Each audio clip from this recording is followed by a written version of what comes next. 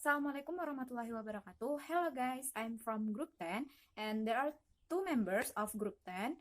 And the first is me, Endang Prihatin, and my partner is Sipa Mardatila. In this video, we will explain about gender. And for the first explanation will be explained by me. Okay, here I will explain about the definition and the difference of gender. What is gender? Sex is to a very large extent biologically determined, whereas gender is a social construct involving the whole gamut of genetic, psychological, social, and cultural differences between male and females. Gender is a range of characteristics used to distinguish between males and females, particularly in the cases of men and women, and the masculine and feminine attributes assigned to them. Gender is also something we can avoid. It is part of the way in which societies are ordered around us. And with each society doing that ordering differently, as Eckert and McConnell say, the force of gender categories in society makes it impossible for us to move through our lives in a non-gender way, and impossible not to behave in a way that brings out gender behavior in others. Gender is a key component of identity. Okay, now we move to gender differences. That there are differences between men and women is hardly a matter of dispute. And there are several gender differences in language use. First, genetic differences. Females have two X chromosomes, whereas males have an X and a Y. On average, females have more fat and less muscle than males, are not as strong and weigh less. They also mature more rapidly and live longer. The female voice usually has different characteristics for the male voice, and often females and males exhibit different range of verbal skills. However, we also know that many of the differences might result from different socialization practice. For example, women might live longer than men because of the different roles they play in society and the different jobs they tend to fill. Next, numerous observers have described women's speech as being different from that of men. Men's speech usually provides the norm against which women's speech is judged. For example, in discussing language change in Philadelphia, Labov deliberately recast his statement that women conform more closely than men to sociolinguistic norms that are overly prescribed, but conform less than men when they are not to read that men are less conforming than women with stable linguistic variables and more conforming when change is in progress within a linguistic system. Next, any view too that women's speech is trivial, gossip-laden, corrupt, illogical, idle, euphemistic, or deficient in highly suspect, nor is it necessarily more precise, cultivated, or stylish, or even less profane than men's speech. Such judgments lack solid evidentiary support. For example, apparently men gossip just as much as women. Men's gossip is just different. Men indulge in a kind of pathetic small talk that involves insults, challenges, and various kinds of negative behavior to do, and exactly what women do by their use of nurturing, polite, feedback-laden, cooperative talk. In doing this, they achieve the kind of solidarity they prize, and it is the norm of behavior that are different. Next, gender differences in linguistic literature. In the linguistic literature, perhaps the most famous example of gender differentiation is found in the Lesser Antilles of the West Indies among the Carib Indians. Male and female Caribs have been reported to speak different language. The descendants of these Carib-speaking men and Arawak-speaking women have sometimes been described in having different languages for men and women because boys learn Carib from their fathers and girls learn Arawak from their mothers. This claim of two-separate language is now discounted. What differences there are actually do not result in two separate of different language, but rather one language with noticeable gender-based characteristic. Next, phonological difference between the speech of men and women have been noted in a variety of language. In Gros Ventre, an Amerindian language of the Northeast United States, women have palatalized velar stops, where men have palatalized dental stops. For example, female katsa or bread and male jatsa. When a female speaker of Gros Ventre quotes a male, she attributes female pronunciation to him, and when a male quotes a female, he attributes male pronunciation to her. And moreover, any use of female pronunciation by males is likely to be regarded as a sign of effeminacy. Then, in the area of morphology and vocabulary, many of the studies have focused on English. Lakoff claims that women use color words like mauve, beige, aquamarine, lavender, and magenta, but most men don't. She also maintains that adjectives such as adorable, charming, divine, lovely, and sweet are also commonly used by women, but only very rarely by men. Women are also said to have their own vocabulary for emphasizing certain effect on them. Words and expressions such as so good, such, fun, exquisite, lovely, divine, precious, adorable, darling, and fantastic. Furthermore, the English language makes certain distinction of a gender-based kind. For example, actor and actress, waiter and waitress, and master and mistress. Now, a greater awareness in some parts of the community that's subtle, and sometimes not so subtle. And distinctions are made in the vocabulary choice used to describe men and women. Consequently, we can understand why there is a frequent insistence that natural words be used as much as possible. Romain concludes that attitudes toward gender equality didn't match language usage. Those who had adopted more gender-inclusive language didn't necessarily have a more liberal view of gender inequities in language. One particular bit of sexism in language that has aroused much comment in the gender system that so many of them have the he, she, it, or neutral gender system of English, or the lila or der, die, das, or grammatical gender system of French and German. The possible connection between gender system, masculine, feminine, and neutral, and gender differences, male, female, and neither, are various. Romain claims that ideological factors in the form of cultural beliefs about women enter into gender assignment in grammatical system that are supposedly purely formal and arbitrary. In English, such connections sometimes create problems for us in finding the right pronoun. Next, there are certainly gender differences in word choice in various languages. For example, Japanese women show they are women when they speak. For example, by the use of a sentence final particle ne or another particle wa. Another example, in polite conversation, a female speaker of Thai refers to herself as Dik-chan, whereas a man uses pom.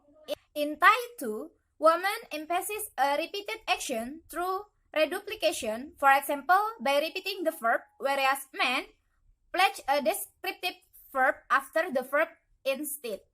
Different languages do seems to prescribe different forms for use by men and women.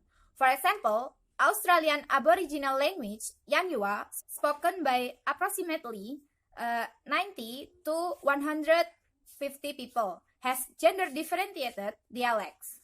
And the dialect use the same word stems, but there are different class marking prefix on nouns, verbs, and pronouns.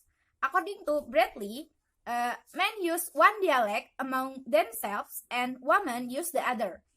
Men also use men's dialect to speak to women and women use women's dialect to speak to men.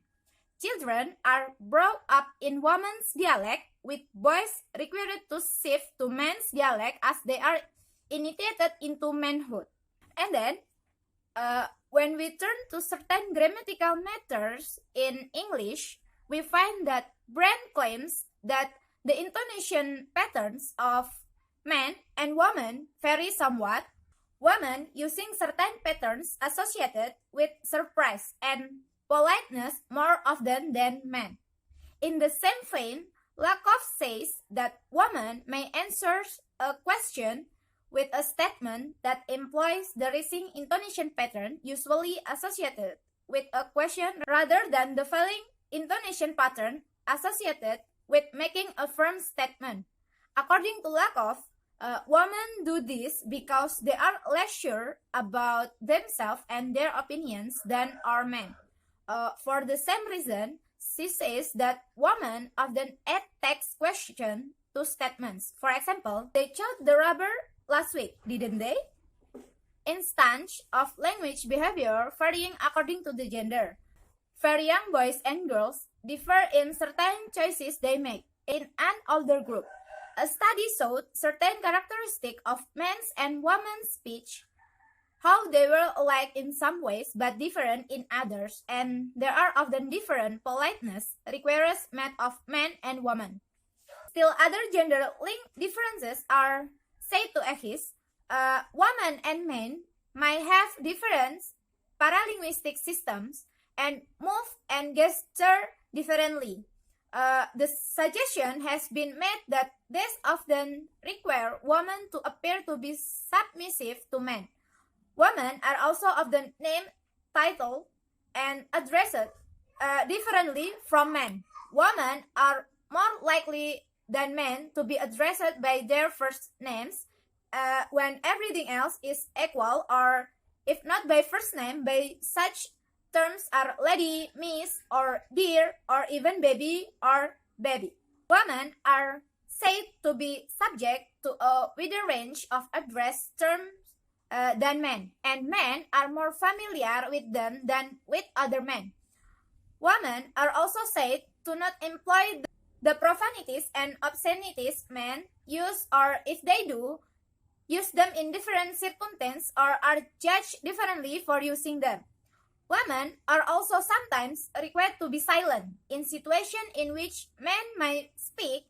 Among the Araucanian Indians of Chile, men are encouraged to talk on all occasions, but the ideal wife is silent in the presence of her husband.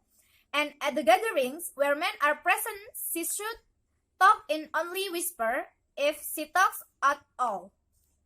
In setting out a list of sociolinguistic universal tendencies, Holmes does offer some testable claims. There are 5 of these.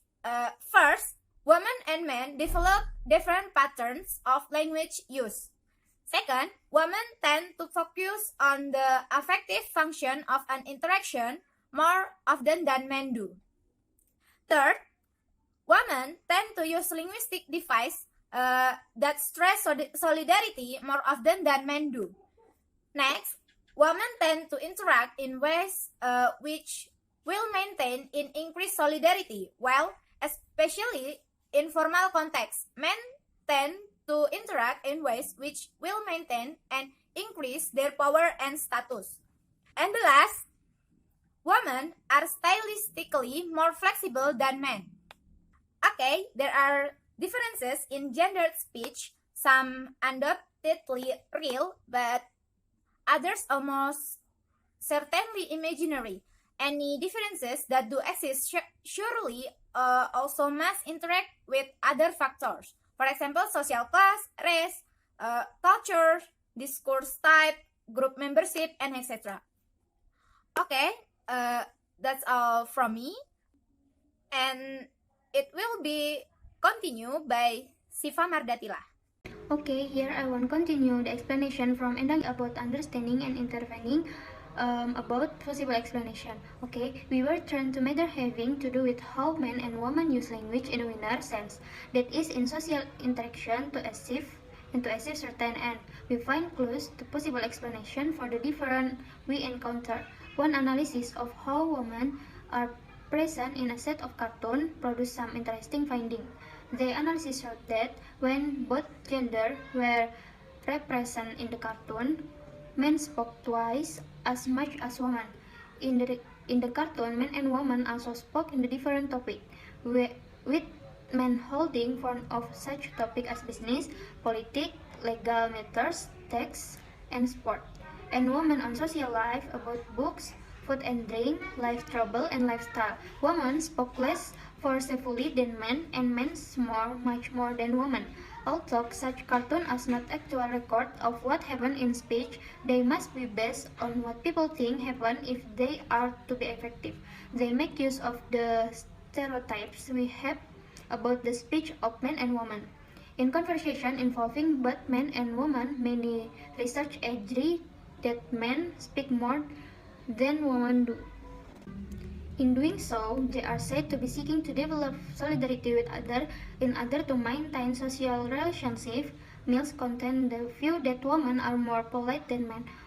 While there may be a stereotypical white middle-class idea of what politeness is, it is not widely shared. For some women, this stereotype may be important, but for others it may be something which they actively resist and reject. Politeness is clearly a research with interactors used to structure their relation with others, and they are able to be self-reflex about their own and other use of politeness and impoliteness.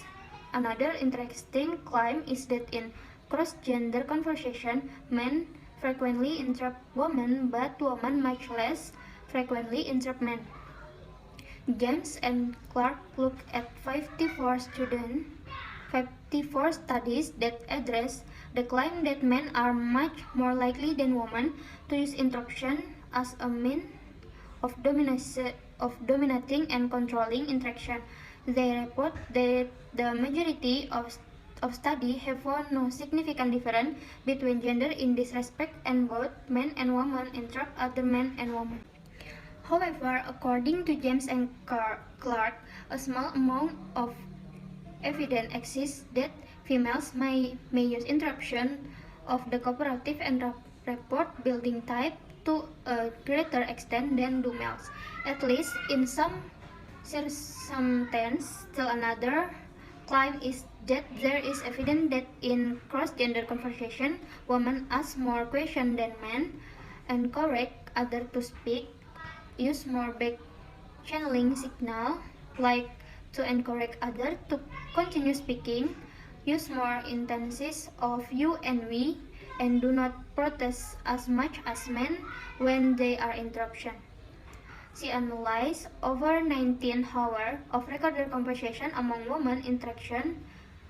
Socially, a small group, Curtis admits that she is not longer a dispassionate investigator of language. She is a middle-class woman and feminine and an ethnographer who puts women at the center of her work. She says that her work shows that among the group she looked at, friendship with women are a consist in women's life. In such conversation, women tell the exchange stories, constantly hedge what they say, use questions to invite others to talk. In still another study, this time one that used an experimental setting, Fred and Greenwood record analyze the casual conversation of approximately 35 minutes each and same-sex pair of friends, for male and for female. The setting of each of the 35-minute conversation was manipulated so that each conversation provided a period of spontaneous talk, one of considered talk, and finally, one of collaborative talk. They add that just as a communicative style of woman has been overly stereotyped as cooperative, so too the verbal style of men has been overgeneralized as competitive and lacking in comparativeness.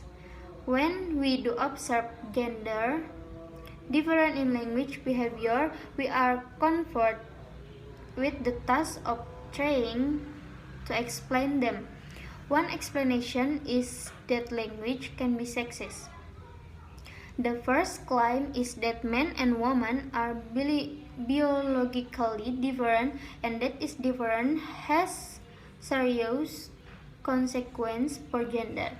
Women are shown how predisposed physiologically to be involved with one another and to be mutually supportive and non-comparative. On the other hand, men are innately predisposed to independent and to vertical rather than horizontal relationship. The second claim is that social organization is best perceived as some kind of hierarchical set of power relationship. Men use that power that have to dominate each other, and of course women. And if women are to succeed in such a system, they must learn to dominate others too. Women include they do it with each other, and they do it with women who feeling powerless let them get away with it, preferring instead to seek support from other women. Consequently, since women are relatively powerless, they opt for more prestigious language from to protect themselves in dealing with the more powerful. At the same time, in use of such form serves to mark them off from equally powerless males of the same social class. Language themselves may not be exist. Men and women use language to achieve certain purpose, and so long as different in gender are equipped with different in access to power and influence in society, we may expect linguistic difference too. For both men and women, power and influence are also associated with education, social class, regional origin, and so on. And there is no question in their case that there are related linguistic difference. Gender is still another factor that relates to the variation that apparently inherent in language. We may expect that the more distinct the roles, the greater the difference, and there seem to be some evidence to support such a claim. For the greatest difference appear to exist in societies in which the roles of men and women are most clearly differentiated. Since boys are brought up to behave like men in these societies and girls to behave like women, the differences are also perpetuated in societies that are less rigidly stratified and in which men's and women's roles are less clearly differential. We may expect to find a reflection of this situation in the language that is used, and also if change in society is occurring, change in the language too.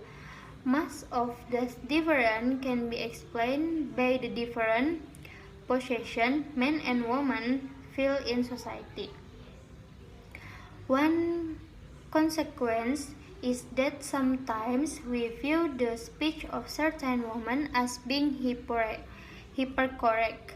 One again, different rather than defect might be better characterization, with the different arising from the different experience that female and male have of the word. They are less influenced linguistically by other, and in the case of the longer working class may seek solidarity through the toughness that non-standard varieties of language seem to indicate. Again, as indicated earlier, women may not find appropriate the kind of solidarity that men seek through the use of the particular language of certain kind language. Language action, some feminists want to go further than cleaning up the language and even any possible of neutrality. Their expressed mission is reclaim language from themselves, is still primarily under male control, and that males as dominant group have produced language, thought, and reality. Penelope argues that women should be aware of the lines of the further tenure and of the partisan universe of discourse. Her view is that women should, in a sense, reinvent language for their own purpose, and many feminists have indeed tried to develop their own linguistic conversation, non-competitive, not intrusive speech in other liberate women. They would require intervention into language use on a great scale. Any such interruption would have to be based not on any rational view of language behavior, but entirely of ideology. Language and gender studies have seen an interesting development in recent years. Now, by such terms as queer linguistics and lavender linguistics, their studies deal with the language of non-mainstream groups such as gays, lesbian, bisexual, the transgender, and age, and focus on sexuality rather than sex of gender. In fact, a major claim is that the focus of sex or gender may have been misdirected. They argue that the issue of identity and power are less important, an argument that Buchholz and Hall reject, claiming that desire is much too vague and concept to be useful, and that issue of identity and power are not only relevant but essential in any research on such language varieties. In such is the case, we might expect change that make a language less sexist to result from child-rearing practice and role differentiation, which are less sexist. Men and women alike would benefit from the greater freedom of choice that would result. However, it may be utopian to believe that language use will ever become neutral. Human is everything around them, and language is just a thing in that sense. To create difference among themselves, speech may well be gendered, but there actually might be not easy solution to that problem. Okay, I think it's just from me and Endang Intansari. Thank you for your attention. I'm sorry for our mistake. Wassalamualaikum warahmatullahi wabarakatuh.